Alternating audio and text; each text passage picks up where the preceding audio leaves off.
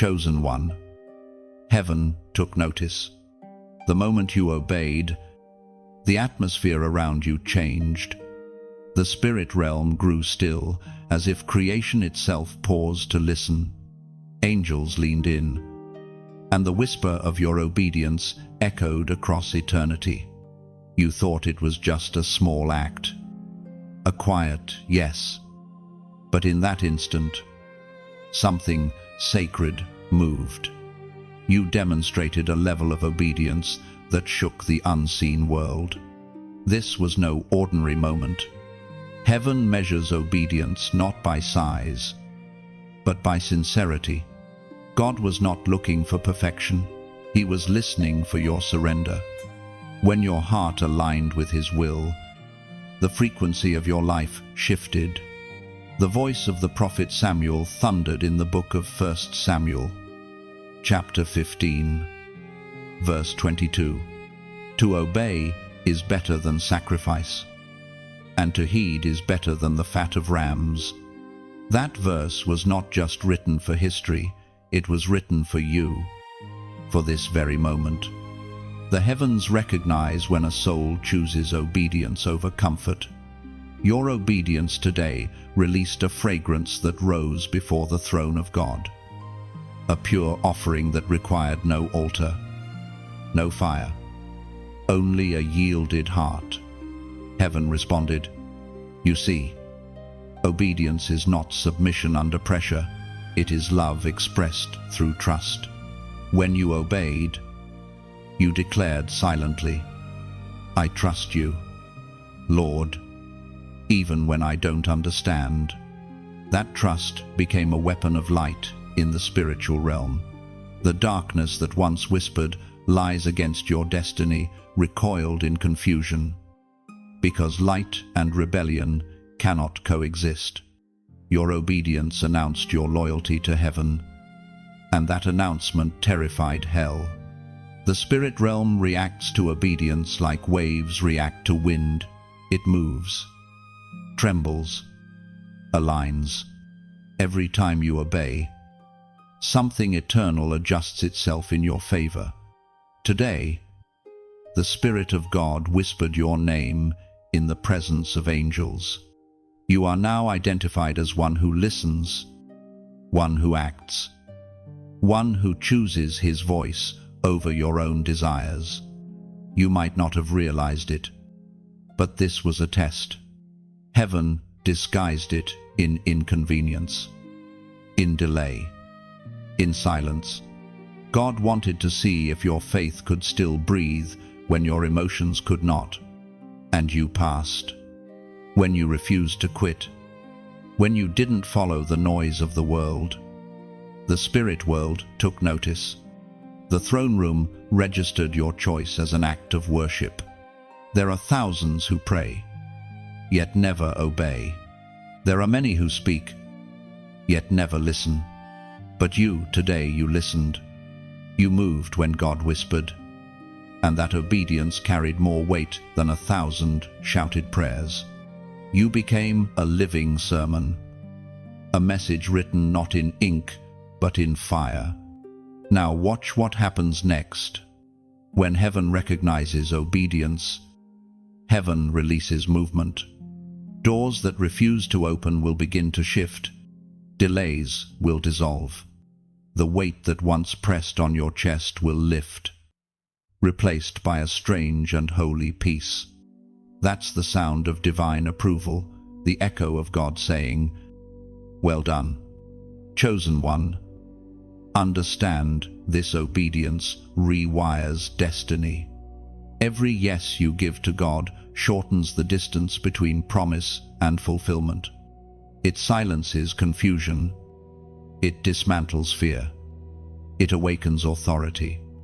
Your obedience today did not only honor heaven, it unlocked heaven. This is why you've been through pressure. This is why the battle intensified before your breakthrough. The enemy saw what was coming and tried to crush your resolve. But your yes broke the pattern. Your surrender became your victory. The spirit realm is now rearranging itself around your faithfulness. You've proven something vital. Your heart is no longer led by sight but by spirit. Heaven's gaze now rests on you with favor, and the angels who stood still are now dispatched with new instructions. All because of one decision, your obedience. If this word confirms what you feel burning inside, seal this moment. Like this message so that it reaches more chosen ones who are awakening. Share it so that others may witness what obedience can unlock. And in the comments, write the number 777, a prophetic act to mark your agreement with heaven. Heaven saw you. Heaven approved you. And heaven has begun to move because of you. Heaven's silence right now is not absence, it is reverence. The stillness you feel is the sound of divine preparation. Every unseen force is aligning to fulfill what your obedience unlocked. The universe itself bends toward those who say yes to God without hesitation. And that is you. Do not look back. Chosen one. What was lost in former seasons will return refined by fire. Your obedience has drawn a line the enemy cannot cross. Every tear you cried has become a seed, and heaven will cause it to bloom into purpose, favor, and unstoppable restoration. Walk forward with confidence. The same voice that tested you is now guiding your reward. Every step you take echoes in eternity, declaring that faith still lives in this generation. Heaven watches, the earth waits, and you, God's obedient vessel, carry the proof of His power. You did not realize it. But today's decision was a hidden test wrapped in simplicity. Heaven often disguises the divine in the ordinary. Because obedience is not proven in grand gestures, it is revealed in quiet choices. The Spirit of God placed before you a moment that looked insignificant, a fork in the road between your will and His. You could have dismissed it, brushed it off, or reasoned your way out. But something inside of you recognized the whisper of eternity. Tests like these never come with warnings. They arrive disguised as interruptions, delays, inconveniences. They expose what remains unseen in your heart. God doesn't test to fail you. He tests to reveal what He has already built within you. When you chose His way over your own, you revealed strength you did not know you possessed. You showed that your heart belongs to Him, not to outcomes, not to approval, not to ease. The Word of God declares in the book of Proverbs, chapter 17, verse 3, "The crucible for silver and the furnace for gold, but the Lord tests the heart." That verse is not about punishment, it's about refinement. You were placed in the furnace of decision, and your response proved that faith is alive inside you. Heaven does not rejoice over your comfort. Heaven rejoices over your growth. When your spirit yielded instead of resisting, it sent a signal through the spiritual realm that another vessel had been purified. There is something holy about the way God hides His tests. He wraps eternity in moments that look like inconvenience, because what matters to Him is not the scale of the act, but the substance of the heart. You could have ignored the voice, but you didn't. You could have followed emotion, but you stayed with conviction. That is obedience on the highest frequency. Every great destiny is tested before it is trusted. Abraham faced it when he was told to sacrifice his promise. Joseph faced it when prison silenced his dreams. Jesus faced it when the cross loomed before him. You now stand in that same lineage of trust. The test was not designed to break you, but to prove that you were ready for more. Heaven never promotes what it has not first purified. When God tests your heart, He listens not to what you say, but to what your silence declares. The moment you obeyed without explanation, you revealed a level of maturity that moves heaven. Obedience without understanding is the purest form of worship. It is faith stripped of reward, love without conditions, trust without proof. That is why today carried such weight in the spirit. You may not have heard applause, but the silence around you was sacred. Heaven observed. Angels recorded. The spirit nodded. Even creation itself leaned toward you, because obedience realigns everything it touches. It resets the order of things.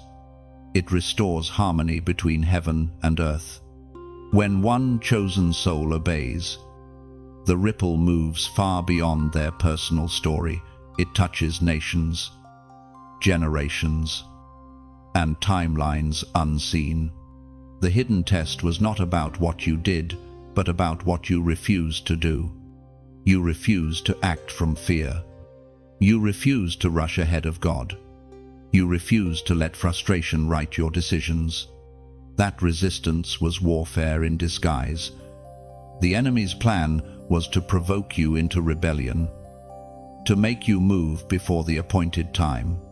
But your patience defeated him. Your stillness was strategy. The Spirit watches how you handle delay, because delay reveals whether your trust is real or conditional. Heaven cannot entrust kingdom assignments to those who only obey when it's convenient. But you proved otherwise. You stood still. You listened. And you obeyed. That is why your name is being whispered among angels as one who passed the hidden test. There are many who appear faithful when the light shines on them. But God examines who you are when no one is watching. It was in that unseen space that you were tested, and it was there that you triumphed.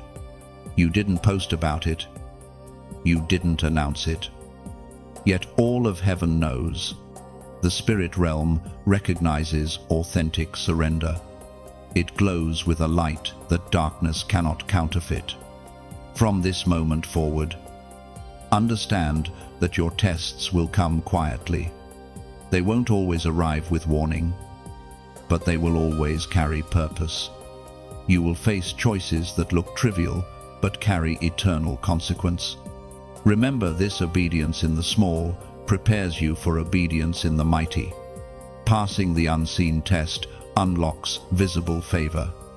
Today's obedience was not the end, it was the evidence. Evidence that you are ready for the next stage. Evidence that you can be trusted with what others only pray for. Evidence that the Spirit of God has truly shaped your heart.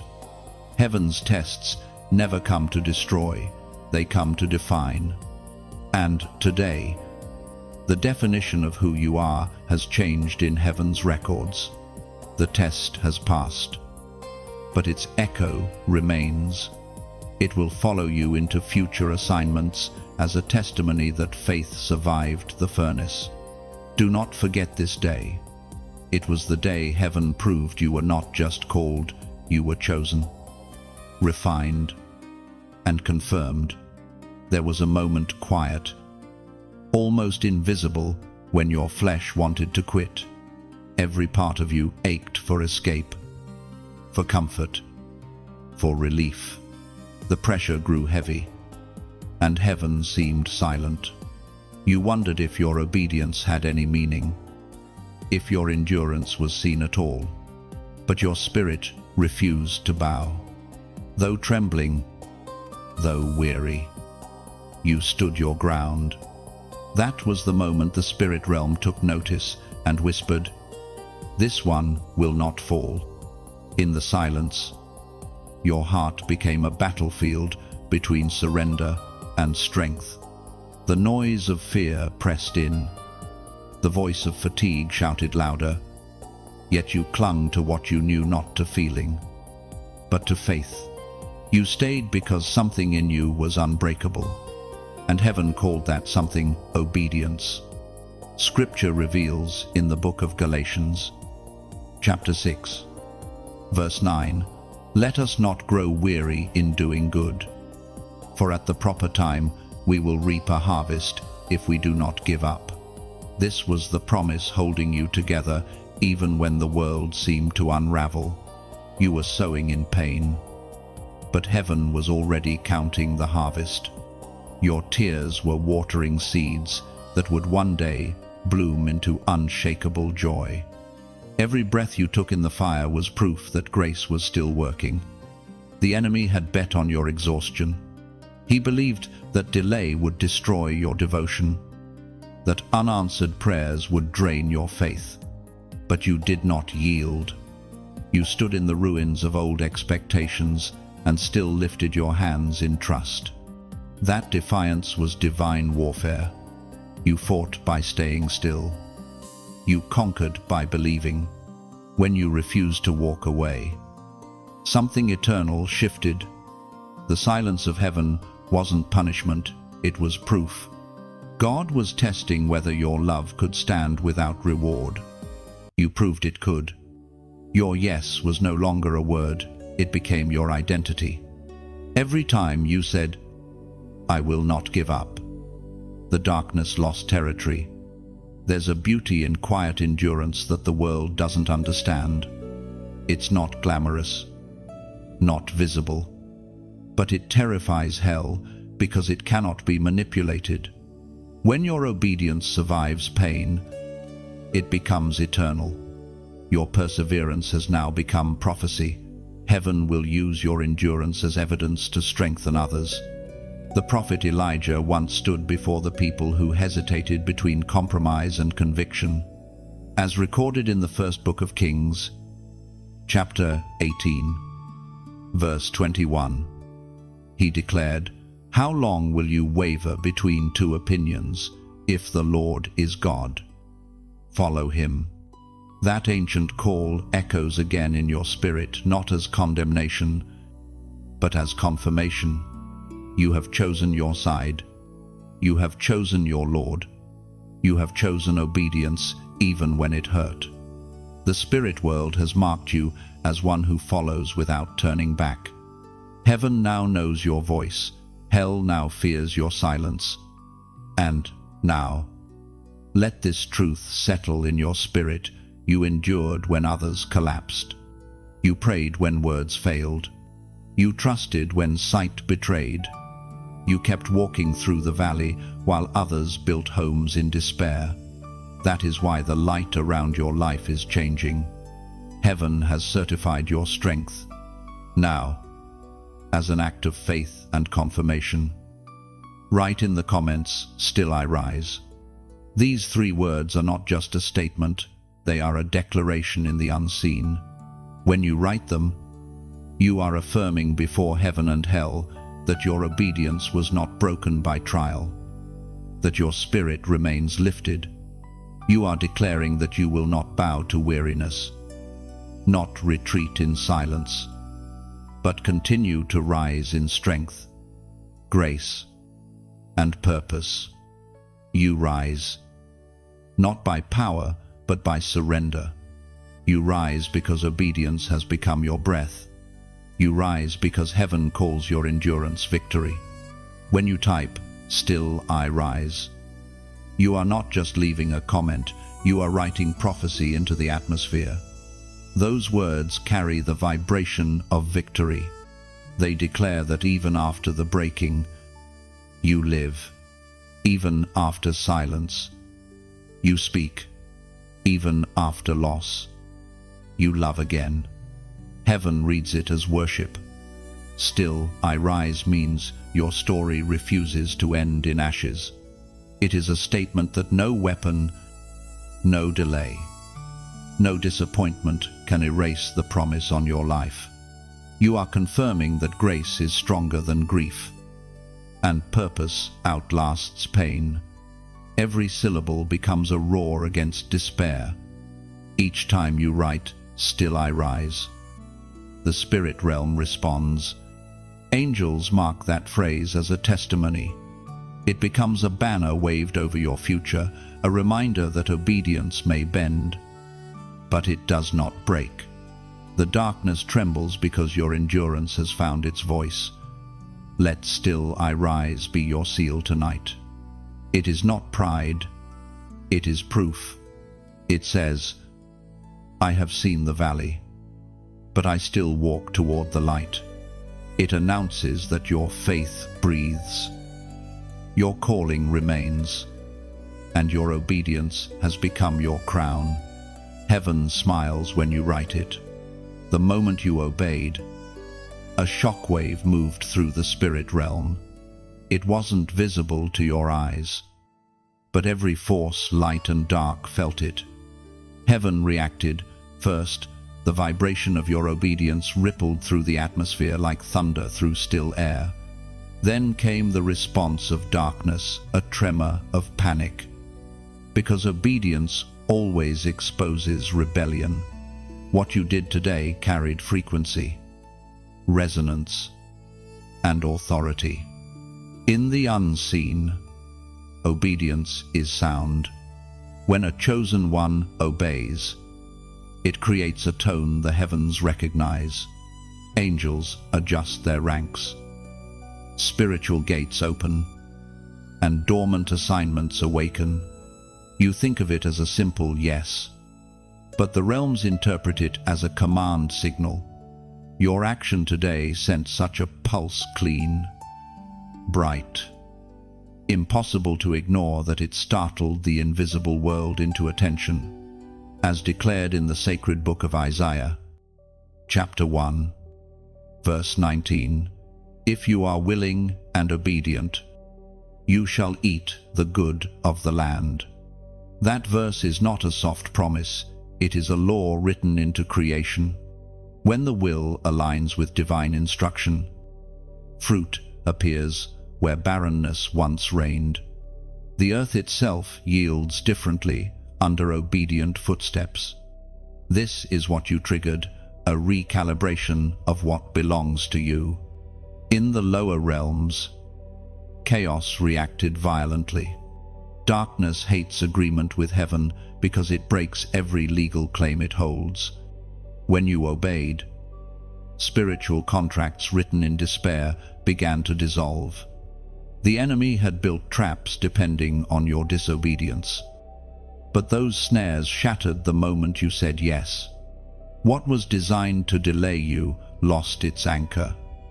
You may have felt a strange heaviness or sudden silence after you obeyed. That was the sound of systems collapsing. Hell does not go quietly when it loses ground. Every demonic frequency that once tried to infiltrate your thoughts was silenced by your submission. The power of obedience doesn't argue with evil, it simply ends its access. What happened today will not be fully seen for a while, but the effect has already begun. Heaven records obedience as currency.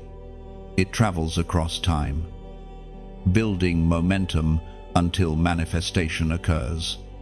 Somewhere in your future, today's decision is already creating open doors, unexplainable favor, and divine acceleration. Your yes set those things in motion. Angels move at the speed of obedience. When God speaks and a chosen one agrees, assignments that have been waiting for divine permission ignite instantly. You might feel peace, or an unusual stillness that's angelic order establishing itself around you. Confusion withdraws. Clarity takes shape. The atmosphere adjusts to your alignment. Many imagine obedience as passive, but in the spirit, it is the most violent act of faith. It tears down structures built on pride. It dethrones the self and enthrones the spirit. Every moment you submit to divine instruction, another stronghold crumbles somewhere. That's why your obedience is feared. It is warfare disguised as humility. Consider what happened beneath the surface. Your yes became a decree. The enemy had anticipated your hesitation, but not your surrender. Obedience is unpredictable to darkness because it defies logic. It is the reversal of rebellion. The sound of creation remembering its creator. When you obey, you echo Eden before the fall. There's something about pure obedience that cannot be counterfeited. Words can be imitated. Emotions can be faked. But surrender cannot. The realm of darkness identifies true submission instantly and flees from it. That's why your obedience today caused tremors. It revealed authenticity. And authenticity burns through deception. Now, as heaven observes, that same energy continues to expand. The spiritual shockwave that began with your decision is moving outward, touching every space connected to your destiny, relationships, opportunities, and environments will begin to align with divine order. Some people may distance themselves. That's not loss. It's purification. Everything not built on obedience must move aside for what is. In future days, you'll sense small shifts, a conversation that opens a door, a delay that hides protection, an invitation that confirms purpose. Each of those moments will trace back to today. Every act of obedience writes continuity into your story. It turns coincidence into divine timing.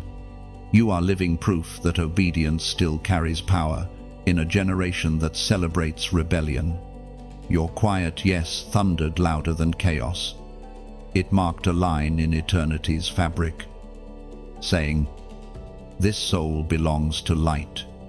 The spirit realm recognized it instantly. Remember this truth: what begins in obedience ends in dominion. Heaven's order always manifests through willing vessels. You did not just follow a command, you activated a system that will now serve your purpose. Every realm now knows that your name stands under divine authority. So, do not underestimate what happened today. The shock wave continues. Heaven sings in frequencies you cannot hear. Darkness withdraws from places it once called home. And through it all, your simple act of obedience remains the epicenter of spiritual transformation. Every tremor in the unseen world still carries your name, echoing through layers of light.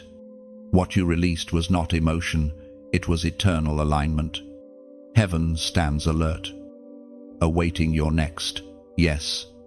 Angels moved on your behalf the moment you obeyed.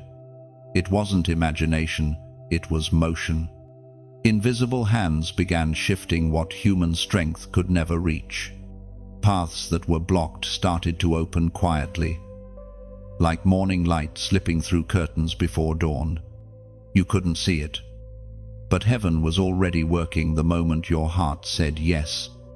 Obedience gives angels permission to move. They operate on divine instruction, but your agreement activates their assignments. When your spirit aligns with God's command, it creates a sound. Only heaven understands, a signal that releases angelic order. What happened today was not random, it was response. You moved in faith, and heaven moved in power. As revealed in the book of Psalms, chapter 34, verse 7, "The angel of the Lord encamps around those who fear him, and he delivers them." That promise is now alive around you. Angels have encamped not as decoration, but as defense. You may not see them, but you will sense the peace that follows their presence. The anxiety that once filled your room will begin to fade. You will rest more deeply. That's not coincidence, that's confirmation. Your obedience built an altar without stones. Each act of faith placed one invisible brick. And now that altar has become a gateway where heaven meets earth. Angels ascend and descend through obedience. They carry messages, protection, and favor through that space. This is why small acts matter. Each one constructs a bridge for divine movement. And yet, even as angels move, God still invites you into participation. The divine story has always been partnership, heaven and humanity, working together to release light into dark spaces. Your prayers, your time, your kindness, your resources, they all become instruments of alignment. This message you're hearing now is part of that same movement. It's a stream where heaven's words reach hearts that need hope, direction, and renewal. Many listen in silence, some in tears, some with faith reborn. Each time a message like this reaches another soul, the kingdom expands. It is not performance, it is purpose. If these messages have spoken to you, if they've stirred something deep inside, consider this moment as an open door to partner in what heaven is doing. You can do that simply by liking this message. Think of it as placing a small flame on an altar so its light spreads farther. You can also share as if sending a dove carrying hope into the sky, letting it land on hearts you'll never meet. And when you subscribe, you are planting your flag in a field of light, saying, I choose to stay where the voice of heaven speaks. If your heart feels stirred beyond that, you may choose to donate not as a price, but as pouring oil into a lamp so that the flame keeps burning for others still walking through night. When you give, you're not paying for words, you're sowing for awakening. Each seed becomes a bridge between your world and someone else's breakthrough. The light you sustain today might become the message that saves a stranger tomorrow. God never forces generosity, He invites it. Giving is never demanded, it's discovered in hearts that have been touched by truth. So let your giving, if you choose, flow from peace, not pressure. Let it be the overflow of gratitude for what God has already done inside you. And if all you can offer now is prayer, then let that prayer be your oil. Heaven weighs it the same. What matters most is that your heart stays open. As angels continue to move, they carry your name in their songs. They remember those who obey, who serve, who give, who share. The sound of your faith echoes in the halls of heaven, and that sound draws provision, allies, and blessings toward you. You are not alone in this movement. Every like, every share, every quiet subscription, every silent gift joins a river of obedience flowing toward eternity. Together, these acts become streams of light crossing the earth, each gesture another ripple of heaven's love. This is how modern vessels release miracles through words, through giving, through digital devotion. Somewhere, someone's despair will ease because you allowed God to move through you. So, as angels continue their assignments around your life, remember you are part of something larger than sight. A cathedral built from screens, faith, and open hearts. Your obedience activated movement, and your willingness sustains it. Let every gesture your like, your share, your subscription, your donation be a whisper that says, keep the fire burning, because every act born from love becomes eternal. And heaven always notices love. Every gesture matters more than you realize. A single click of faith can ripple through eternity, lighting paths for souls you'll never meet. Heaven records even the smallest act done in love. Your obedience and generosity join heaven's rhythm now. Together, they form a melody of mercy that never fades, a harmony between your heart and divine purpose. The enemy's confusion was immediate. The moment you obeyed, The patterns he had been studying for years broke apart like shattered glass. For so long, darkness thought it understood your rhythm when you would rise, when you would stumble, when doubt would silence your faith. But this time, something unexpected happened. You didn't respond like before. You didn't retreat into fear or hesitation. You obeyed. And in that instant, every demonic calculation collapsed. Hell functions through prediction. The adversary studies patterns, habits, emotions, reactions. He thrives on predictability because he cannot create. He only manipulates. But when a chosen one begins to obey without explanation, when you act according to heaven's whisper instead of human logic, hell loses its map. That's what happened today. Your obedience confused darkness, as written in the book of Job, chapter 5, verse 12. He frustrates the plans of the crafty so that their hands achieve no success. That's what heaven just did for you. God has disrupted the strategies built against you. Where the enemy expected collapse, he found stability. Where he planned confusion, he met clarity. The spiritual grid around your life has been rewritten, and now hell can no longer trace your steps. You became invisible to the enemy by becoming visible to heaven. Obedience cloaked you in divine strategy. Every snare that relied on your fear is now useless. Every lie that depended on your insecurity, now powerless. Hell's map of you no longer works. The coordinates changed because your spirit shifted to a higher alignment. The enemy doesn't understand surrender. It's a language he can't speak. When you obeyed God, you began to move in heavenly code. What was once familiar territory to darkness became foreign ground. Demonic forces now look for entrances that no longer exist.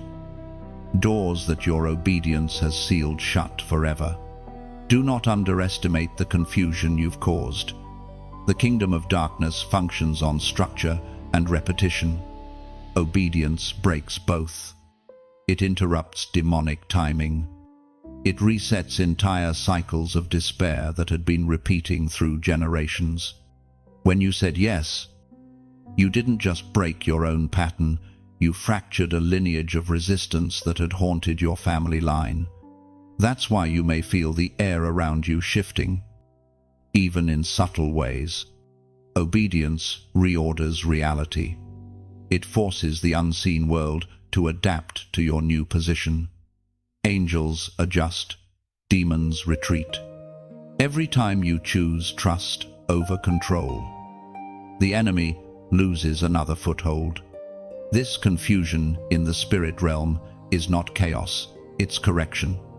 Heaven is re-establishing divine order over what darkness once claimed.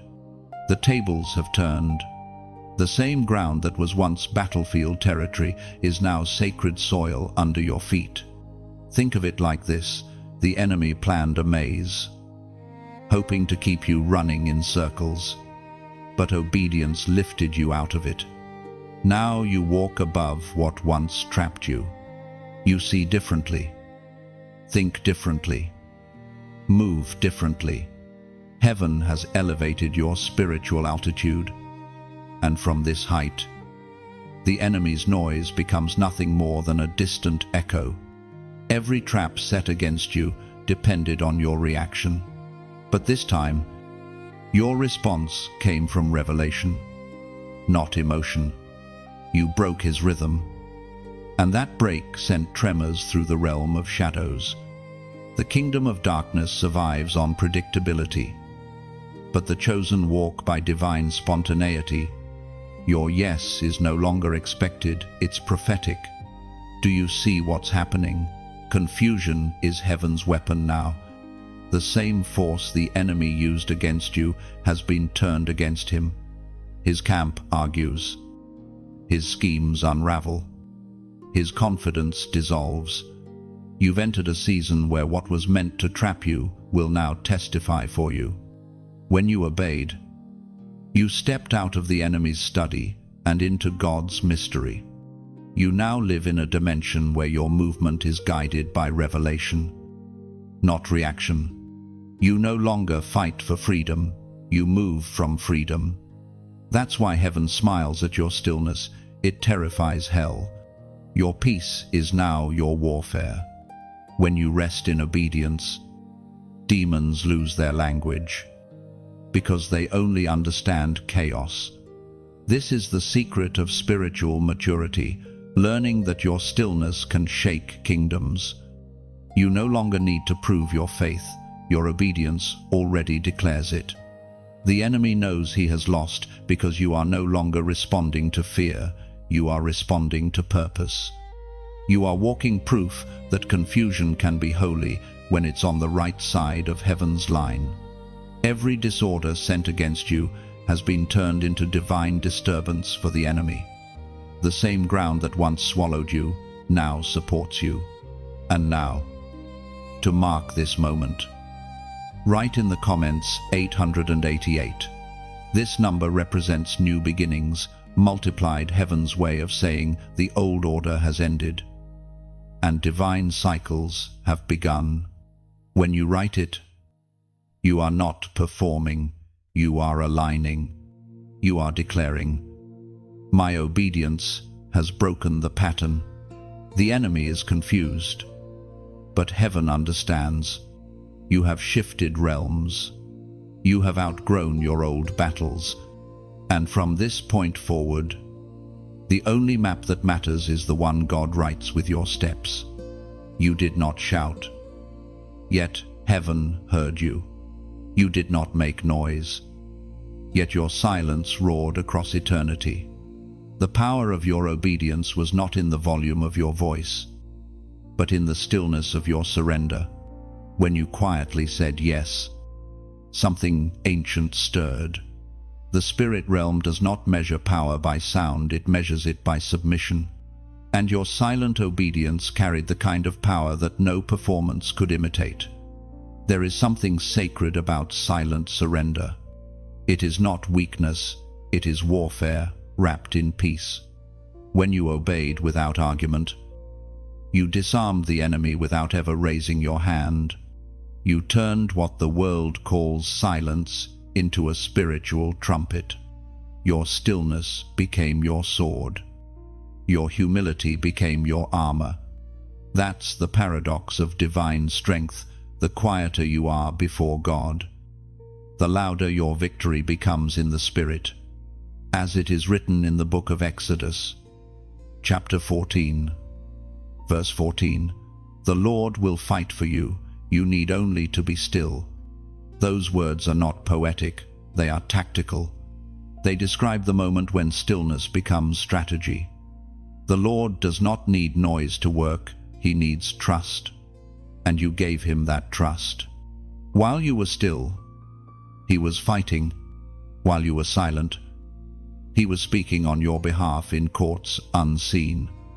Every unspoken prayer, every tear you refused to waste, became evidence in the hands of heaven's advocate. When you resisted the urge to defend yourself, you allowed God to defend you. When you refused to prove your worth, you gave heaven room to reveal your value. That's why silence in obedience terrifies darkness, because it means you have transferred authority back to God. The enemy cannot fight what he cannot provoke. In silence, your soul becomes an altar. Every thought that wanted to scream finds its way to surrender. Every wound that wanted revenge finds healing in stillness. God moves most in those who have learned to wait quietly. Silence is not the absence of faith, it is the ultimate expression of it. Your silent obedience released a sound only heaven could hear, a low, holy frequency that reached the throne room. The angels responded not to your words, but to your posture. That's how they recognized you, not by your volume, but by your reverence. Heaven always identifies the bowed heart. You may have wondered if your quiet obedience mattered, if your lack of visible progress meant failure. But in the unseen world, you became a monument of trust.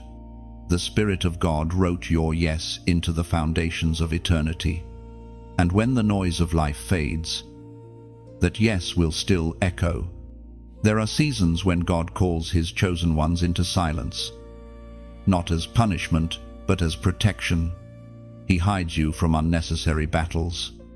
He shields you from voices that would dilute your clarity. The stillness becomes a cocoon, a place where transformation happens without audience. The world often mistakes silence for absence, but heaven knows it as incubation. Your purpose is maturing inside the quiet. Every moment of stillness has been shaping your spirit, sharpening your discernment, and deepening your authority. Soon, when you speak again, your words will carry weight they never had before. You see, the loud often demand attention, but the silent command it. When a heart has learned the art of surrender, its very presence becomes prophetic. You no longer need to announce your obedience, it radiates. That's what the enemy hates: unspoken authority. Even creation understands the power of silence. The seed does not shout while it grows. The dawn does not announce its coming, it simply appears. The ocean obeys boundaries without protest. Everything in creation preaches the same truth. Obedience often whispers but always transforms. You are learning to live in that same rhythm. You no longer need to explain your faith to be effective. The results will speak. The peace you carry will preach. The atmosphere around you will testify that something divine lives within you. In your silence, heaven is sculpting something eternal. The hand of God works best when you stop striving to prove yourself. Each quiet surrender chisels away what is temporary, revealing the shape of destiny beneath. You are being carved, not crushed. So do not despise the quiet season. The absence of applause is not the absence of progress. Heaven builds in silence because glory requires patience. The unseen work always precedes the visible reward. And when the time comes for you to speak again, your words will carry the gravity of heaven. Your quiet yes is still echoing. The spirit realm still reverberates with the sound of your surrender. What you did without fanfare has made eternal noise. God heard you. Heaven approved you. And even now, your stillness is winning battles you don't even know exist. Your silent obedience has become a melody that never fades. It rises like incense through the corridors of eternity, touching places your feet have not yet walked, declaring that your surrender was never in vain. In heaven, nothing goes unnoticed. Every act of obedience is recorded, not by machines, but by the living hands of angels assigned to remembrance. There is an order in the spirit realm, a record-keeping that transcends time. Each choice you make in faith, each step you take in surrender, is written into a scroll that bears your name. You may not see the ink, but eternity reads it. Heaven's record keeper is not counting your mistakes. He's marking your moments of faith. The divine archives do not store your failures, they store your responses. Every time you chose love over bitterness, every time you forgave when revenge seemed justified, every time you obeyed when it cost you comfort, a line of light was added beside your name. You have been writing a holy story without realizing it. As declared in the book of Malachi, chapter 3, verse 16, "Then those who feared the Lord spoke with one another, and the Lord listened and heard them. and a book of remembrance was written before him for those who feared the Lord and honored his name. That verse is not a metaphor. There truly is a book. Heaven keeps record of reverence, not reputation. Your obedience has been witnessed and documented by beings who never forget. The scroll of your life is no longer a tale of survival, it's becoming a testimony of surrender. You see, God is not impressed by grand gestures, he is moved by hidden faithfulness. The moments no one saw, the prayers whispered under blankets, the tears you never explained, these are the treasures heaven cherishes. While the world records outcomes, heaven records obedience. Each act of trust becomes a stroke of light written into your spiritual record. It glows brighter than crowns or achievements because it carries eternal weight. Angels don't write with ink, they write with fire. And your story burns brighter than you know. This is why you may sense a shift lately, a deep peace you can't explain. It's the awareness that heaven knows you. The eyes of the Lord have lingered on your faithfulness longer than you realize. Every time you thought no one noticed, God did. Every time you thought you were forgotten, your name was being spoken in the courts of heaven. You are not a footnote in eternity. You are a living chapter in God's ongoing story of redemption. There are angels whose assignment is to ensure that your faith's record stands as a testimony against darkness. They guard your history because your obedience carries generational consequence. When the enemy accuses you, he points to your failures. But heaven responds with evidence, your yeses, your surrenders, your faith under fire. Heaven testifies, this one belongs to light. That is why you are still standing. Every time hell's accusations rise, the record keeper opens your book, and the light from your obedience silences every charge. There are mysteries in this. Your story in heaven grows as you live. Each new act of obedience adds another page. It is not complete, yet God is still writing. And the chapters being written now will one day become songs sung by those who come after you. The beauty of heaven's record is that it is not about perfection, it is about perseverance. The ink flows not from achievement, but from grace. Every page bears the signature of mercy beside your name. Every mistake covered by forgiveness turns to gold in that record. Because redemption refines even failure. There are sections of your scroll that you haven't seen yet, promises yet fulfilled, breakthroughs yet manifested. Heaven writes ahead of time. What looks uncertain to you is already recorded as victory in eternity's timeline. You are simply walking into what has already been written. And so, as heaven's scribe continues to write, know this, your faith has become history in the making. You are not invisible, you are being inscribed into eternity.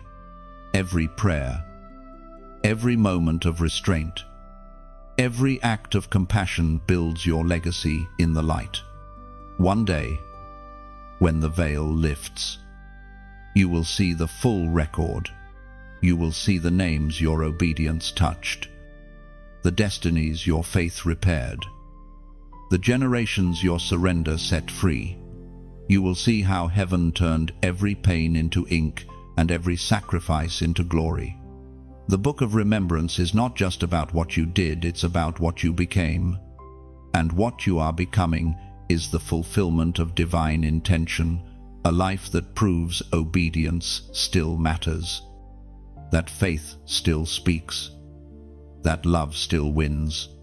Your name is not written in pencil.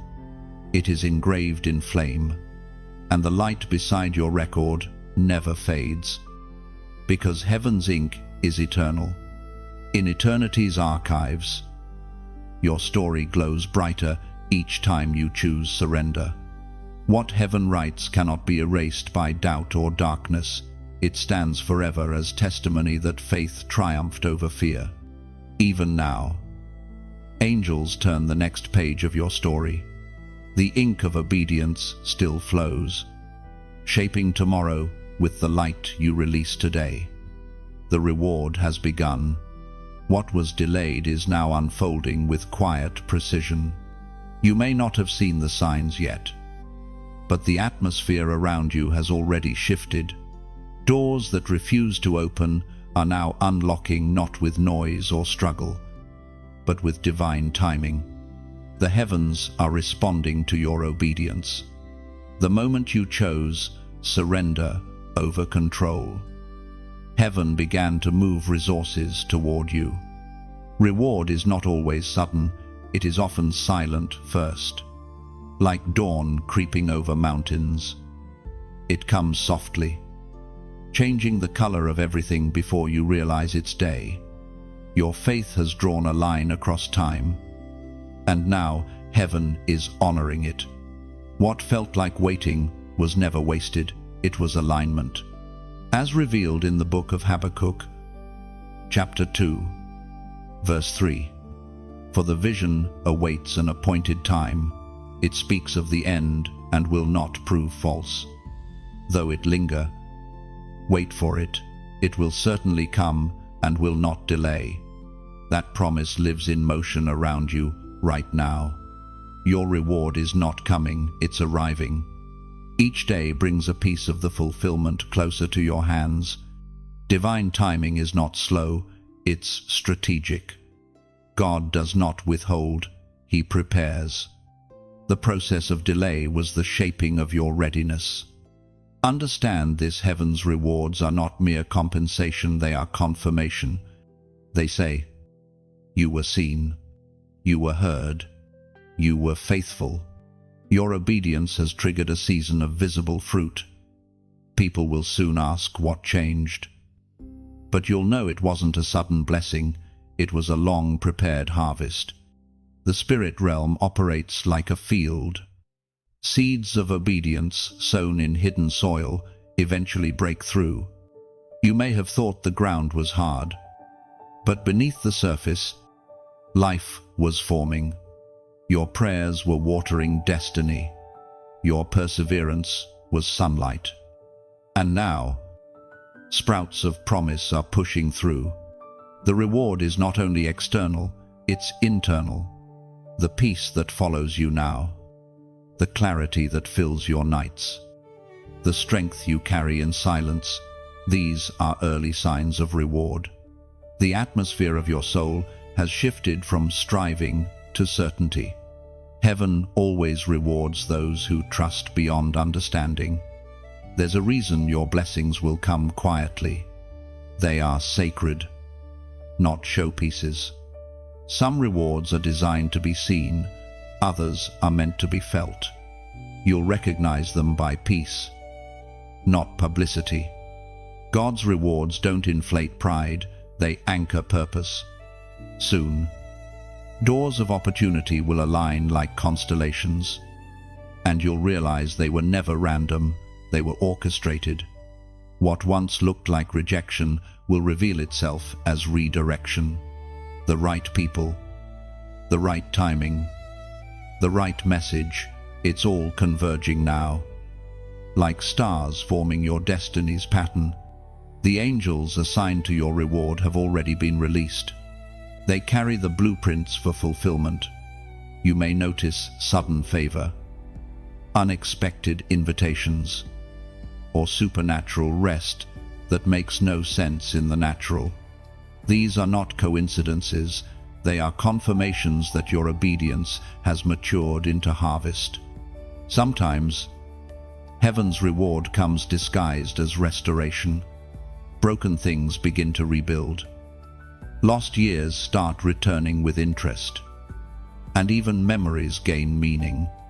What once wounded, you will now testify for you.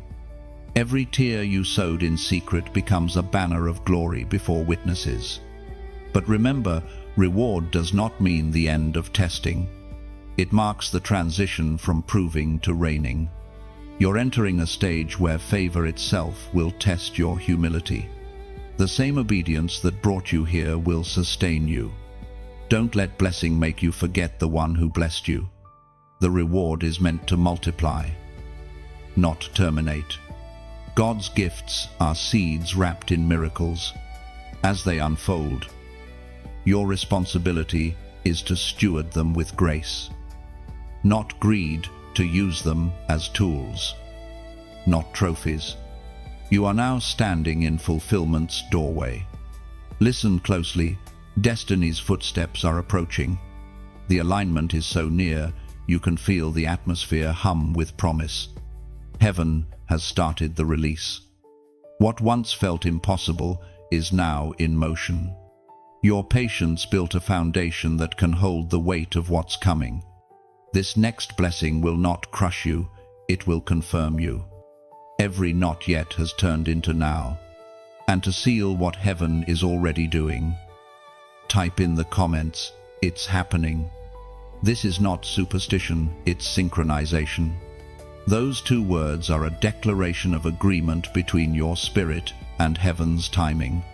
When you write them, you're confirming that you recognize the shift, that you're aware of the unfolding. It's an act of awareness, not desperation. Your waiting was never wasted. The reward is alive, breathing, and moving toward you. Heaven's calendar has turned in your favor. What was promised is manifesting now. When you write, it's happening. You're not asking for proof, you're acknowledging fulfillment. It's a prophetic echo saying, "I see it, I feel it, I agree with heaven's timing."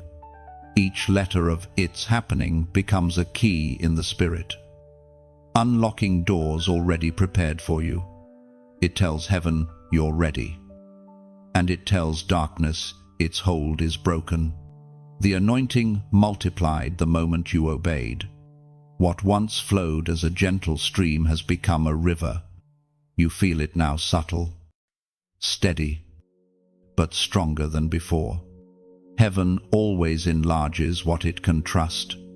And because you were faithful in the hidden places, God is expanding your spiritual territory. You have entered the season of overflow, not as a reward, but as a responsibility. The increase of anointing is not loud, it is weighty. It rests upon you quietly, changing the way you see, speak, and move. You are beginning to carry presence, not performance. When you walk into rooms, the atmosphere adjusts, not because of what you say, but because of what rests on you.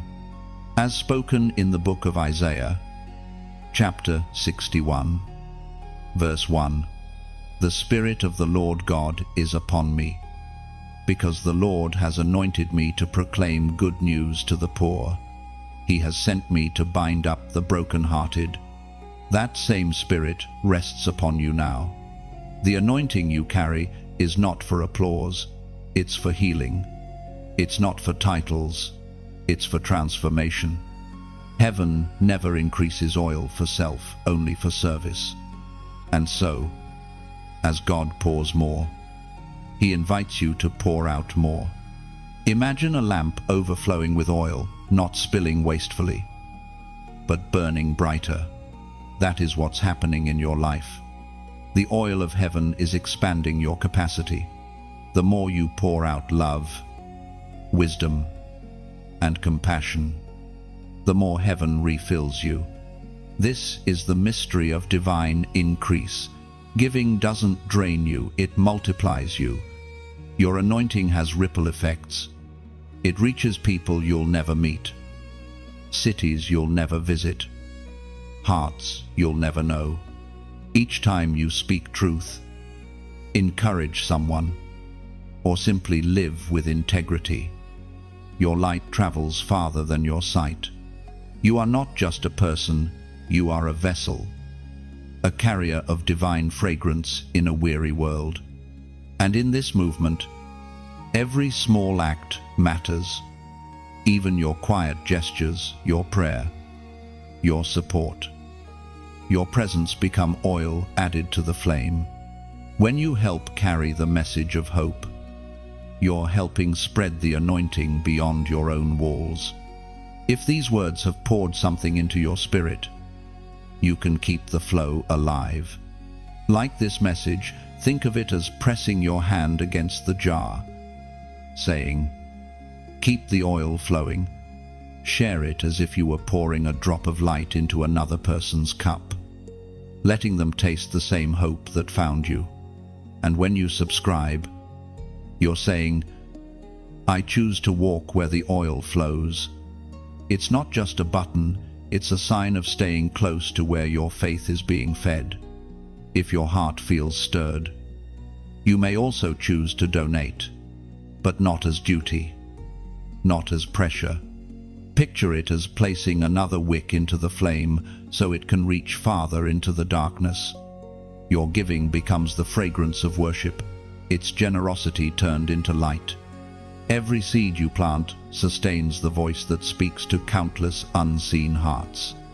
Somewhere, someone sits in silence, waiting for a word that you can help deliver.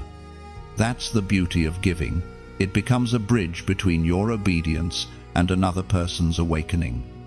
There is no demand here, only invitation. Just as God never forces the oil to flow, this too must be voluntary. Let it come from a place of peace, gratitude, and love. Whether your offering is financial or prayerful, heaven honors the intent. In divine economy, the value is measured not by amount, but by sincerity. Some will give through prayer, others through sharing, and some through giving, but all are part of the same stream. The oil does not discriminate, it simply flows toward willing hearts. You are part of that current now, a river of faith that nourishes many. The Spirit moves through vessels who choose freely. There's no coercion in heaven's invitation, only communion. When you like, share, subscribe, or donate, it's not transaction, it's participation. You are helping to carry the torch so the flame never fades. This message, this voice, these moments of divine reminder, they are sustained by hearts that understand partnership. You are not just a listener, you are a light keeper. Together, we are keeping the oil pure and the flame alive. So wherever you are right now, if this message has filled you with peace, clarity, or courage, let your next gesture be worship. Let it be an act of light. Let it be your way of saying, "I want this flame to reach farther." Because every time you act in love, when you like, share, subscribe, or give, you're not supporting a message, you're sustaining a movement. You're helping heaven speak louder through digital airwaves, turning screens into sanctuaries and algorithms into altars. The oil will keep flowing as long as hearts stay open. And today, heaven has found such a heart in you. The ripple has begun. What your obedience released is not confined to your lifetime, it has entered your bloodline. Heaven does not bless in isolation, it blesses in patterns that stretch through generations. When you said yes to God, your obedience didn't stop with you. It reached backward to heal what was broken and forward to prepare what will be whole. There are covenants older than your name that are now being rewritten. Generational curses that clung to your family like chains are losing their grip. The cycle of fear, loss, and delay that seemed to repeat through every generation has met its interruption. You became the hinge on which destiny turned. What plagued your ancestors will not touch your descendants, because obedience changes lineage. As recorded in the book of Deuteronomy, chapter 7, verse 9, "Know therefore that the Lord your God is God. He is the faithful God, keeping his covenant of love to 1,000 generations of those who love him and keep his commandments." That is not poetic exaggeration, it is spiritual law. When a chosen one obeys, heaven extends mercy across 1,000 generations. Your yes reached beyond the visible. You are standing in the middle of something far larger than yourself, the transformation of a family line. There were prayers once whispered by those before you, grandparents, ancestors, maybe even voices you never knew, asking heaven to raise someone in their bloodline who would break the pattern. That someone is you. You are the fulfillment of their unfinished prayers. Your obedience became the bridge between what was and what will be. The ripple moves quietly, but its impact is immense. Every time you choose forgiveness over bitterness, you rewrite the emotional DNA of your lineage. Every time you choose truth over silence, light enters the history of your name. Heaven records it all the day. You became the first to stop running, the first to listen, the first to heal. Obedience is more than personal discipline, it's a generational weapon.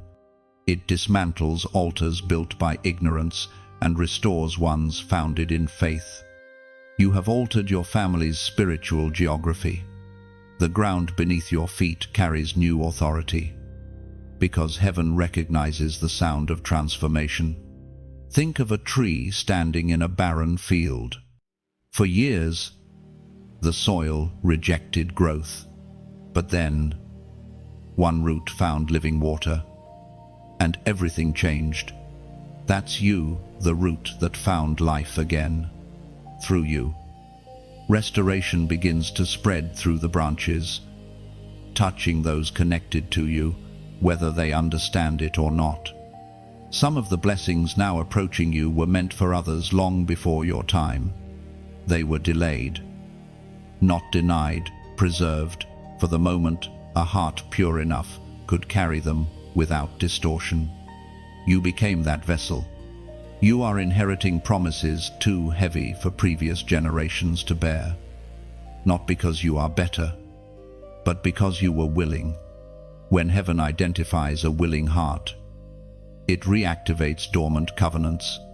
This is what's happening now. Things that were buried by unbelief are surfacing in your favor. Prophecies that seemed forgotten are awakening. You are walking into the overflow of obedience that began with your yes, and it doesn't end with you. The faithfulness you walk in now becomes foundation for those who come after. Your children, whether natural or spiritual, will inherit peace instead of pain, purpose instead of confusion. They will find that the doors that took you years to open will already stand unlocked for them. That is legacy, the true fruit of obedience. Heaven's mathematics are never simple addition, they are multiplication. One act of surrender multiplies into countless blessings. Your yes will echo in places you will never walk. Strangers will feel the warmth of your obedience through people you teach, inspire, or simply touch with kindness. Obedience is contagious. It spreads holiness like fragrance. This is why the enemy fought you so hard. It was never only about you, it was about the generations attached to you. Darkness understood that if you ever obeyed fully, the chain would break permanently. And it has. What once claimed your family line has lost its legal right. Heaven's covenant has replaced it. Now the atmosphere of your lineage is changing. You may notice healing among relatives who don't even understand why they feel lighter. Old tensions will dissolve. Opportunities will find them. The grace that rests upon you is extending outward like ripples in water. One day, when you look back, you'll see that your yes did not just save you, It restored stories. It rescued names. It redeemed time. And heaven will say, because you obeyed. The curse was broken, and the blessing flowed. This is what it means to be chosen to carry the weight of generations and still walk with peace. You were selected to be the one who ends the war and begins the healing. Heaven has marked your family through you. Your obedience is now legacy. And legacy never dies. It keeps breathing through those who come after. Whispering, it started with one who said yes. You have been given the mantle of endurance. It is invisible, yet weighty, woven from every trial you survived and every tear you refused to waste. God has clothed you with strength that cannot be learned from comfort. It is forged only in fire. You wear it now, though you may not realize it. The heaviness you once despised has become your armor. Endurance is not a natural gift, it is a supernatural inheritance. You earned it not through striving, but through staying. When storms came, you remained. When voices told you to quit, you listened instead to the quiet whisper that said, keep walking. That whisper was not human, it was heaven itself, guiding your every step. As recorded in the book of James, chapter 1, verse 12, Blessed is the one who perseveres under trial, because having stood the test, that person will receive the crown of life that the Lord has promised to those who love him. That crown is not merely a symbol for eternity, it's power for the present. Endurance has crowned you already, not with gold, but with authority. You now carry the kind of strength that does not break when life bends.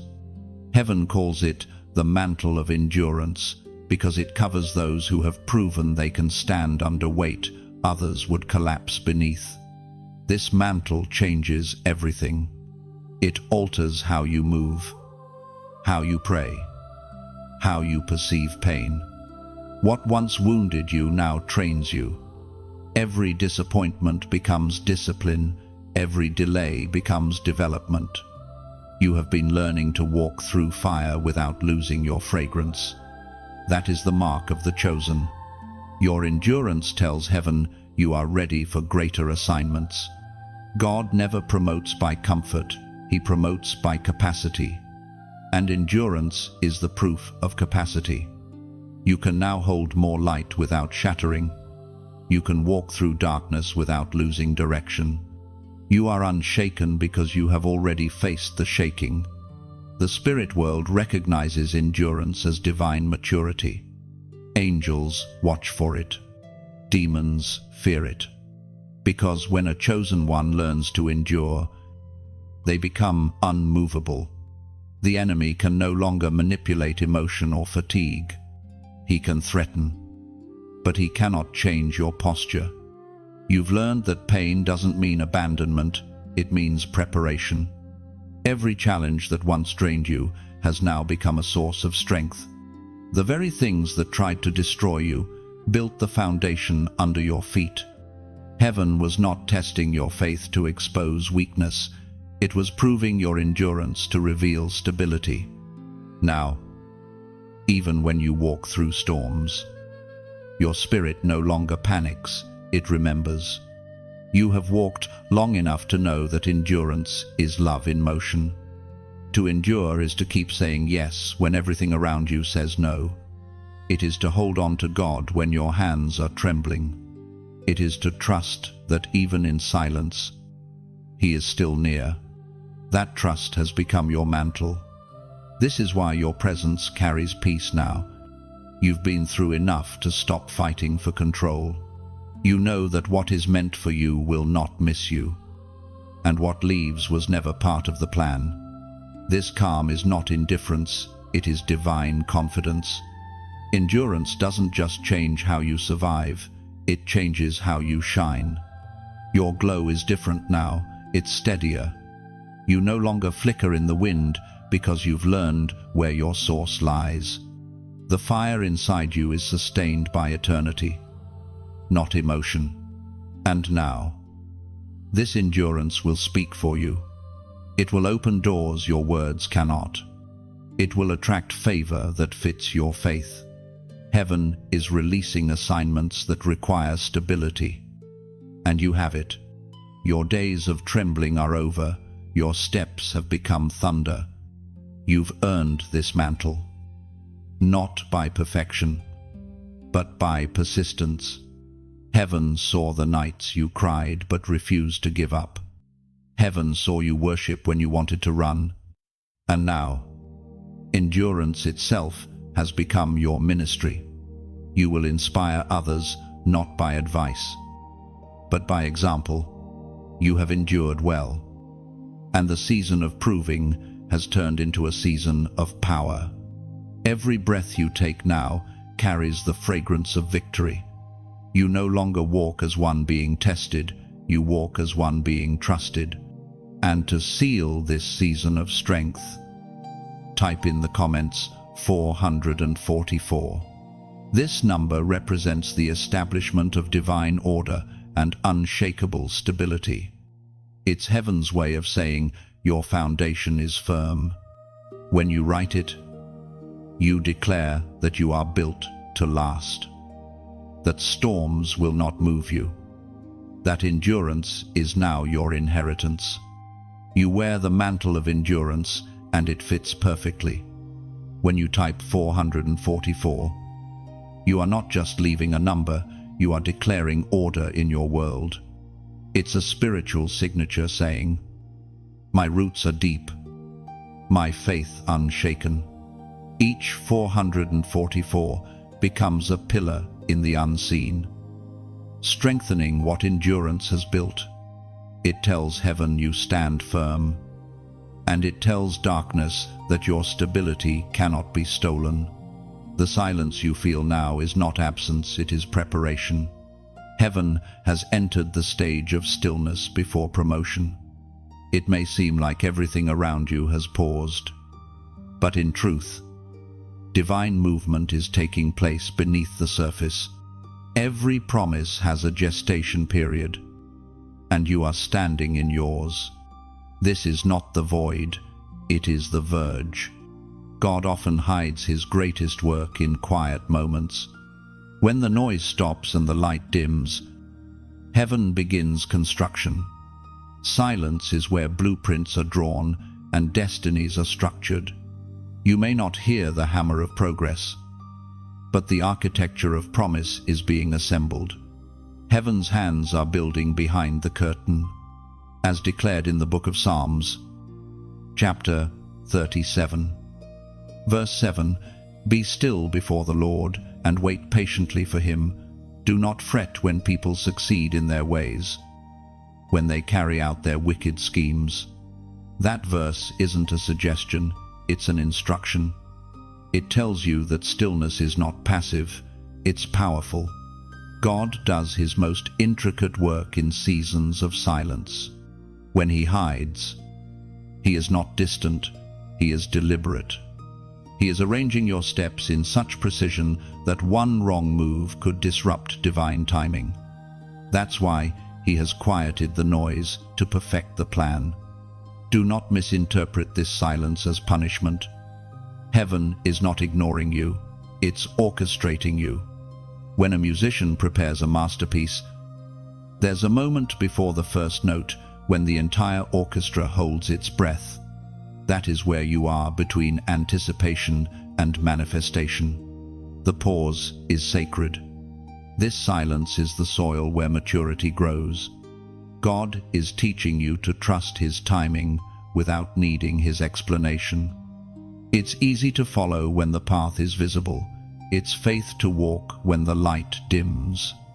The silence sharpens your sensitivity, teaching you to discern his presence without evidence. There is a divine rhythm to progress revelation, resistance, refinement, and reward. You are in the refinement stage, the polishing of your edges, the strengthening of your core. Heaven does not rush refinement because refined vessels carry greater oil. Your capacity is being increased quietly. What seems like delay is actually design. You will notice that heaven's silence always comes before public shift. Before Joseph left prison, there was a long silence. Before David became king, there was wilderness. Before Jesus began his ministry, there were 30 years of quiet. Silence is heaven's signal that something mighty is about to emerge. So while it feels like nothing is happening, everything is happening. Your silence is being filled with unseen preparation. Angels are moving, doors are forming, and favor is being written with your name on it. But heaven hides the process to protect the purity of the outcome. Not everyone can witness construction. Some things are built away from curious eyes. The silence also exposes your source. When God withdraws the sound of affirmation, He reveals whether your faith depends on feeling or on truth. If you can still worship when you can't hear Him, you have learned the highest form of trust. You've proven that your faith isn't a transaction, it's a relationship. This quietness is a conversation. God speaks differently now. Instead of words, He's using timing. Instead of confirmation, He's using peace. You may not hear instructions, but you'll sense them. You'll find yourself where you need to be without knowing how you got there. That's the fruit of silent trust. The stillness before promotion is a mercy. It teaches you to anchor your confidence in presence, not activity. If everything happened immediately, your faith would stay shallow. But now, patience has taken root. You've learned that waiting is not wasting, it's weaving. Heaven is weaving details together so tightly that when the door opens, it will stay open. So breathe. The silence will not last forever. Soon, what was hidden will rise like dawn. The very stillness that once felt empty will prove to be sacred ground where destiny was formed. You are standing in holy quiet, the threshold of the next unveiling. Heaven is gathering witnesses, arranging circumstances, aligning moments, and when the silence breaks, it will not whisper, it will thunder. You will look back on this season and say, "That silence was my making." You'll realize God didn't forget you, He was finishing you. Your silence is not a pause, it is prophecy. It means promotion is being finalized in heaven's schedule. And when it arrives, you'll be ready not because you fought harder, but because you learned to be still. The silence you stand in now is holy space. It hums with invisible activity, shaping destiny beneath still air. Every quiet second is building strength you'll soon need. When the silence breaks, you'll recognize it wasn't emptiness, it was echo. Heaven was whispering in low tones, preparing your heart for the weight of answered prayers. Recognition always comes last in heaven's sequence. Before honor, there is humility. Before visibility, there is silence. But once obedience has been proven and character refined, heaven allows others to see what it has already confirmed. You are entering the phase where visibility meets validation, not from ego, but from purpose. The recognition of the chosen is never about fame, it's about function. People are about to notice something they can't explain.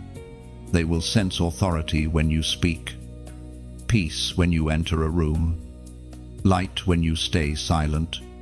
That is what divine recognition looks like. It is presence, not performance. God is unveiling what He's been shaping in the secret place. And the world is about to witness what heaven already knew, as revealed in the book of Matthew, chapter 5, verse 16, "Let your light shine before others, that they may see your good deeds and glorify your Father in heaven." This is the purpose of recognition, to reflect glory, not absorb it. What's about to shine through you is not self, it's evidence. You've been tested in silence, proven in surrender. And now, heaven is placing you in view so others can find direction through your light. The recognition of the chosen is rarely loud. It begins in whispers, recommendations, invitations, small affirmations that seem random, but nothing about it is random. Heaven speaks through alignment. The right people will begin to find you, drawn not by appearance, but by the fragrance of anointing. You won't need to prove anything. Your consistency has already spoken. The same doors that were once sealed shut will now open at your approach. The same voices that once overlooked you will now listen carefully, not because you demanded attention, but because heaven has turned the spotlight in your direction. When God decides the time for unveiling, no power can conceal what he intends to reveal. This recognition is gentle because it carries responsibility. With visibility comes stewardship. You will find yourself influencing more than you planned, guiding people who were silently watching your endurance. They will ask how you survived, how you kept believing, how you stayed kind. And your answer will not be theory, it will be testimony. The recognition of the chosen isn't about being lifted, it's about being located. Heaven is positioning you where your voice, actions, and example can touch the right hearts. You will stand as evidence that obedience works, that waiting wasn't wasted, that surrender leads to strength. There's beauty in the timing. If recognition had come earlier, it might have inflated pride, but now, it will only deepen humility. You've learned that the light doesn't belong to you, it flows through you. So, when others praise your strength, you'll point upward, not inward. You'll know who sustained you, who crowned you, who made the silence sacred. In the coming days, don't be surprised by favor that seems effortless. Opportunities will align naturally, not forced or fabricated. People will find you, not because you sought them, but because they were guided. You will feel the pull of destiny, arranging introductions that make sense only in hindsight. This is how heaven connects its chosen to people, to platforms, to purpose. Yet even in recognition, the lesson remains: stay grounded. Remember the soil that grew your faith. Don't forget the silence that trained your hearing.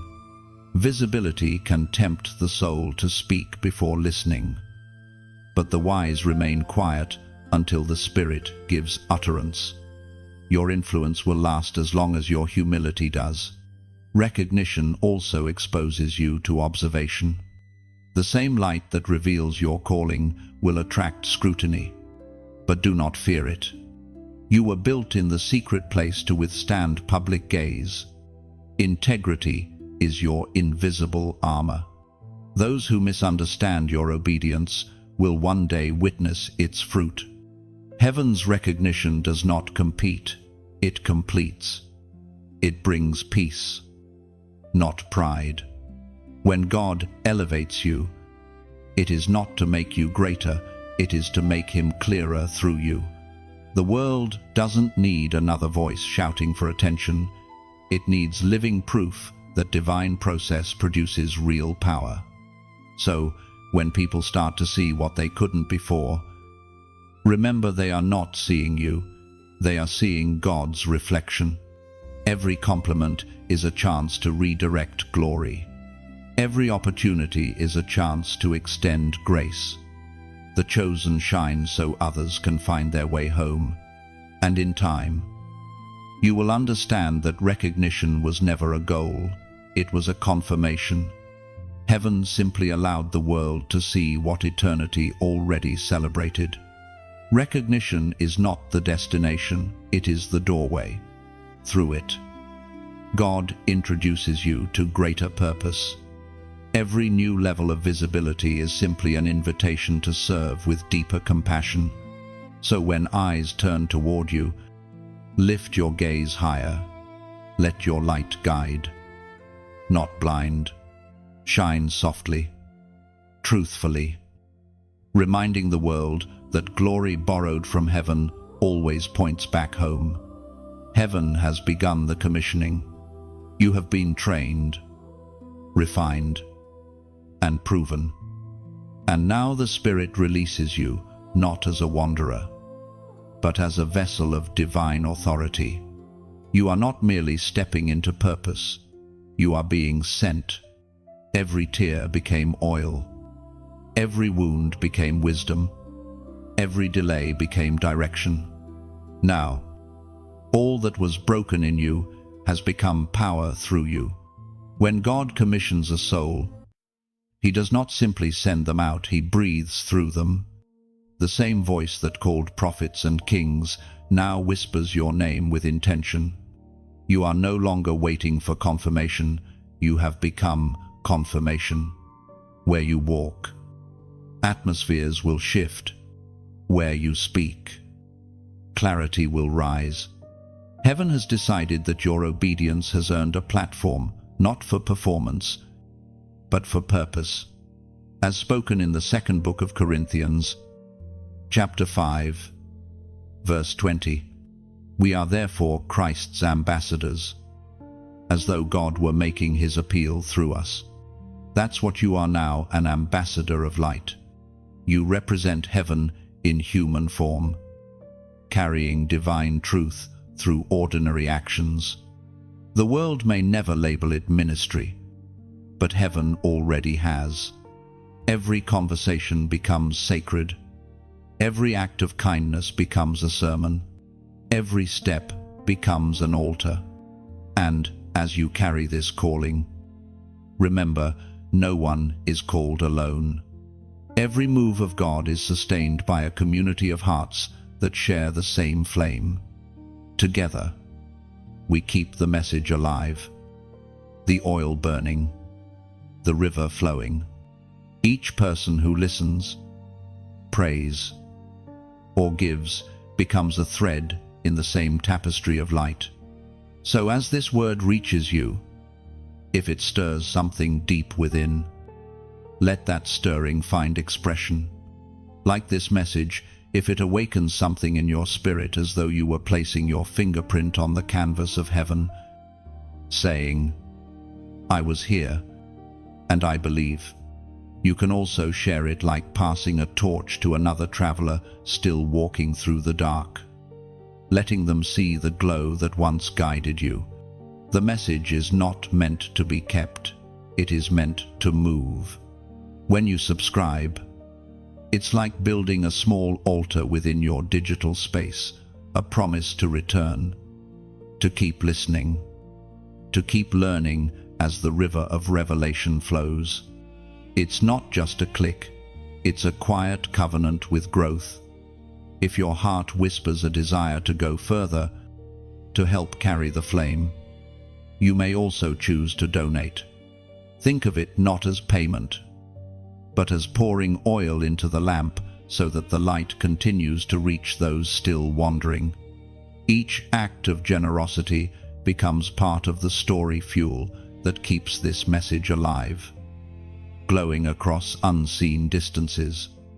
And when the message touches you deeply, pause and leave a comment, not as routine, but as engraving your Amen into eternity's wall.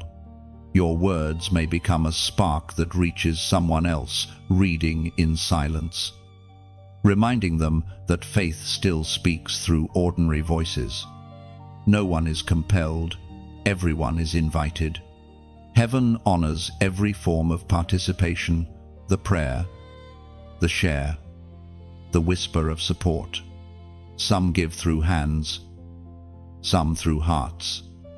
But all are part of the same movement. The mission is simple: to keep the voice of truth alive in a noisy world. You are now part of that mission. Every small gesture you offer, your attention, your encouragement, your kindness becomes a thread of light woven into this tapestry of faith. There is beauty in this partnership. Heaven never forces generosity, it blooms from gratitude. If these words have given you strength, peace, or perspective, then your response, whatever form it takes, is already sacred. You don't give because you owe, you give because you overflow. Remember, what you hold today was once someone else's offering. Someone before you prayed, shared, or gave so that this message could reach you.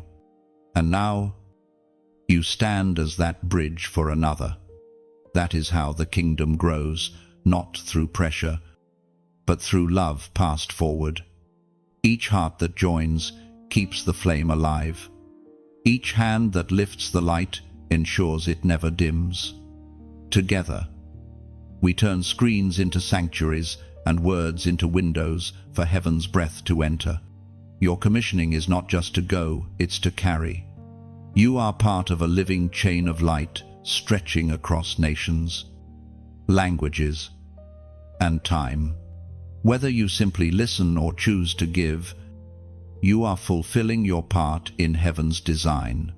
So as this message closes, let every gesture, your like, your share, your comment, your subscription, your donation become a quiet prayer, a ripple of faith that says, keep the light moving, because somewhere, even now, another chosen one waits in the dark, ready for a voice that reminds them they are not forgotten.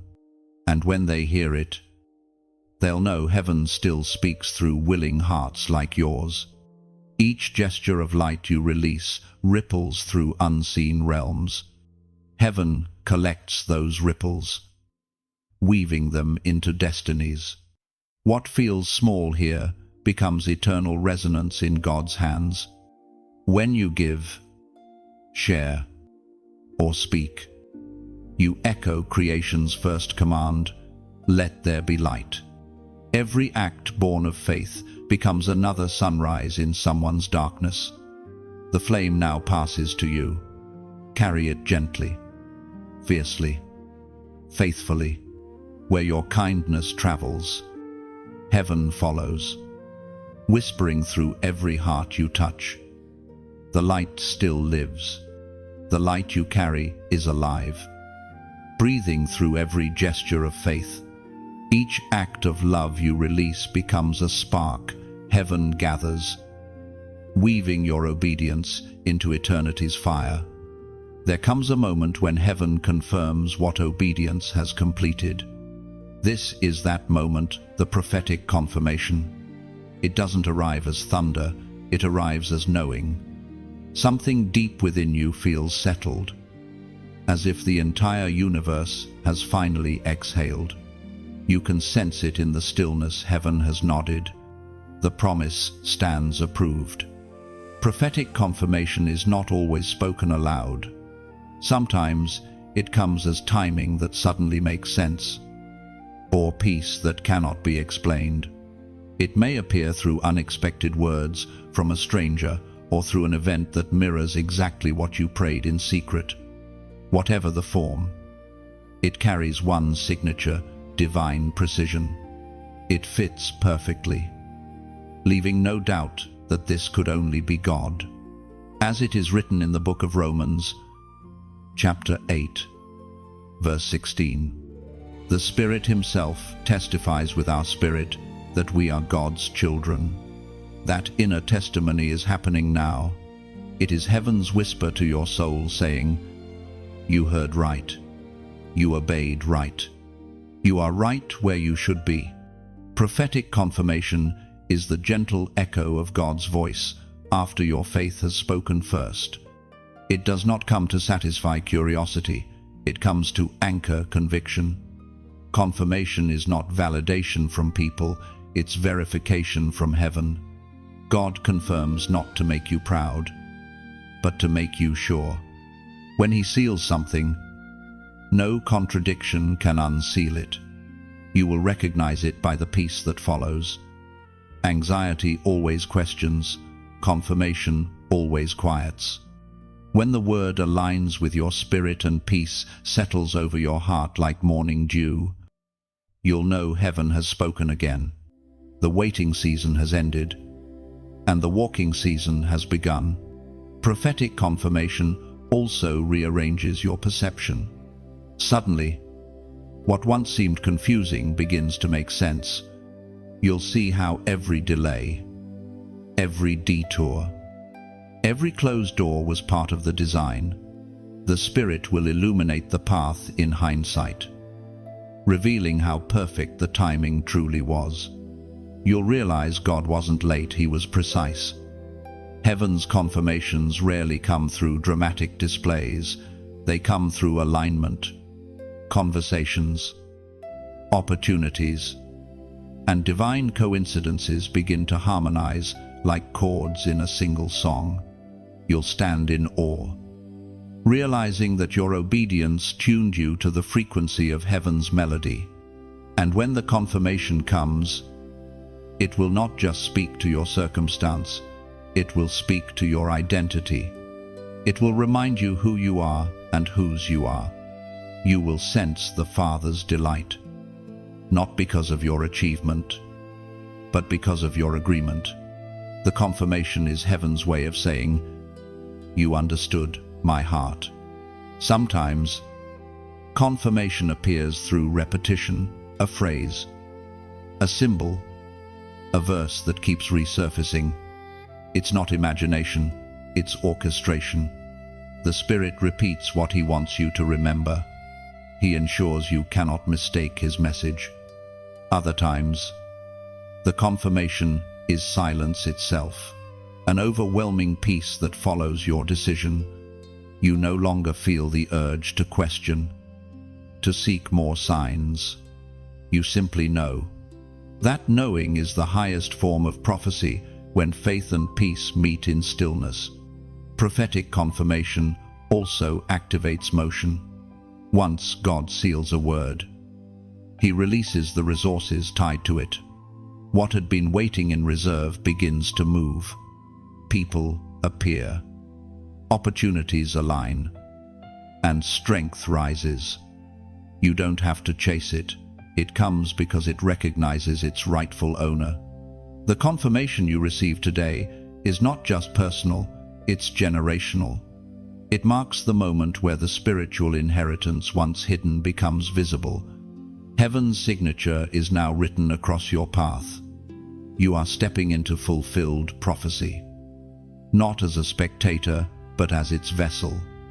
Every chosen one reaches this point, a divine amen after long seasons of wait. You are standing there now. The echo of obedience has reached heaven, and heaven has answered back. The seal is set. You will know this confirmation by the sudden lift in your spirit, the unexplainable assurance that no matter what happens next, you are established. You no longer need external signs because your spirit has become the sign. From this day forward, walk differently, speak differently, move with confidence that the word over your life has matured. What you once hoped for, you now hold in essence, even before it manifests. It is done. This is prophetic confirmation, the divine signature at the end of your yes. Heaven has written its approval not in ink, but in peace. And soon, what was whispered in private will bloom in public. Not for applause, but for evidence. Your obedience will be the prophecy fulfilled before many eyes, and your life will become the confirmation others were waiting for. Prophetic confirmation is heaven's gentle seal, the divine yes that settles every question. It does not shout, It assures. It says, "You've aligned perfectly, now walk without fear." When you feel that peace resting like sunlight inside your chest, know this, it's heaven's applause. The unseen has spoken your name and called your faith complete. The circle is closing. What began as surrender now ends in sovereignty. The journey has not been random, it has been written. Every step, every silence, every scar has been part of heaven's design to forge you into one who cannot be shaken. You have reached the place where obedience has become identity. You no longer obey because you must, you obey because it's who you are. This is the crown of completion. It is not made of metal or jewels, but of moments, your prayers, your perseverance, your unseen sacrifices woven together into a radiant testimony. Heaven places it upon your spirit, not as reward, but as recognition you endured, you trusted, you finished the course. As it is written in the second letter to Timothy, chapter 4, verse 7, "I have fought the good fight. I have finished the race. I have kept the faith." Those words are no longer distant, they belong to you now. You have fought battles that no one saw and won victories that only heaven could measure. You have carried the weight of faith when others abandoned theirs. And now, heaven crowns you with completion, not the end of effort, but the beginning of rest. Completion does not mean everything around you is perfect. It means everything within you is aligned. You have learned the rhythm of divine trust. You no longer panic in delay or despair in silence. You have discovered that peace is not the absence of storms, it's the presence of assurance. The crown of completion changes how you see the world. Where others see chaos, you now perceive choreography. You recognize God's fingerprints in what used to look like confusion. You can sense divine timing even in disruption, purpose even in pain. That is maturity, the ability to discern meaning before manifestation. You've learned that not every door closed against you was rejection. Many were protection. You understand now that heaven's no was never denial, it was redirection. Every disappointment was a tool shaping discernment. Every delay, a lesson in endurance. The crown rests on the head of those who can thank God, not just for what opened, but for what didn't. Completion has also brought clarity. The noise that once distracted you no longer holds power. You have become selective with your focus, protective of your peace, and intentional with your presence. You have realized that not every voice deserves access to your ear. The chosen must guard what they've earned through endurance. In this final stretch, heaven surrounds you differently. The angels that once fought for you now walk beside you as witnesses. They have recorded your faithfulness, and now they watch as fulfillment unfolds. The warfare has shifted. It is no longer survival, it is stewardship. You are learning how to carry glory without pride and authority without arrogance. There is a new steadiness about you. The emotional waves that once tossed your faith now bow beneath your calm. You no longer react, you respond. You no longer strive, you flow. That is the evidence of the crown's stability. You are anchored, unbothered by turbulence, unshaken by uncertainty. Completion also redefines ambition. You no longer chase validation, you carry it. You are no longer desperate to prove your calling, you live it. The applause of men has lost its lure because you've already heard heaven's whisper of approval. Your worth is sealed, not signed by circumstance. And now, as heaven looks upon you, it sees not what you were, but what you've become, a vessel untested, a warrior refined, a light unextinguished. The crown shines because you endured the fire without losing faith. Its brilliance is not borrowed, it's forged from your own obedience. The journey's end is not a finish line, it's a threshold. Beyond this moment lies expansion, new territories, greater grace, deeper wisdom. But the difference is that now, you enter them crowned, not striving. You walk with authority born of surrender. You carry the fragrance of completion.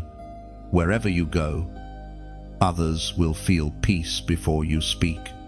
You will carry presence like a steady flame, quiet yet unyielding. Heaven's approval will follow you, not as a sign to boast in, but as a shadow of purpose fulfilled. And when you look back over the road you've walked, you will see it clearly, the divine thread weaving through every turn. You'll understand that obedience was never about control, it was always about transformation. You were never being tested, you were being crowned.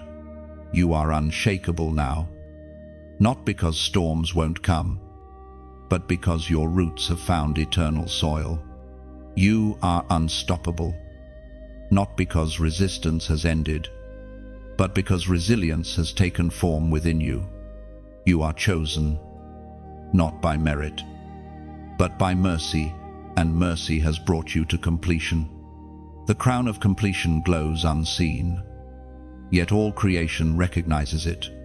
Heaven calls your name, not as a servant still proving, but as a son or daughter finally established. You have crossed from striving into stillness, from promise into possession, and all of heaven rejoices, for the chosen one has become complete. You've walked the full circle, from calling to completion. The words you've heard were not just sound, they were spirit, aligning your heart with heaven's heartbeat. If something in these messages stirred you, it's because your spirit recognized truth. This is what divine remembrance feels like, a gentle reminder that you were never forgotten. And now, as this journey pauses here, let the light continue through you. Like this message, not for numbers or algorithms, but as pressing your fingerprint into the story, saying, I was here, and I received. Each like becomes a spark that keeps the fire alive. Share it not as promotion, but as offering someone else a lantern for their night. You never know whose silence needs this sound of hope. When you share, you extend heaven's reach beyond your own horizon. Leave a comment, even a single line, as a stone on the altar of remembrance. Words like, I choose peace, or I keep believing, become echoes that strengthen others reading quietly in the shadows. Your comment might be the sign someone prayed for. Subscribe if this space feels like home, like marking a seat in the sanctuary where your soul finds rest. It's your way of saying, I will return to the place where light speaks. And if your heart feels moved to donate, do so only from joy. Picture it as pouring fresh oil into the lamp so that the flame keeps reaching those who still wander. Every act of generosity becomes a ripple that carries hope farther than sight. Whatever you choose, your like, your share, your words, your presence, your gift, it matters. The light moves through willing hearts. And today, heaven has found one in you.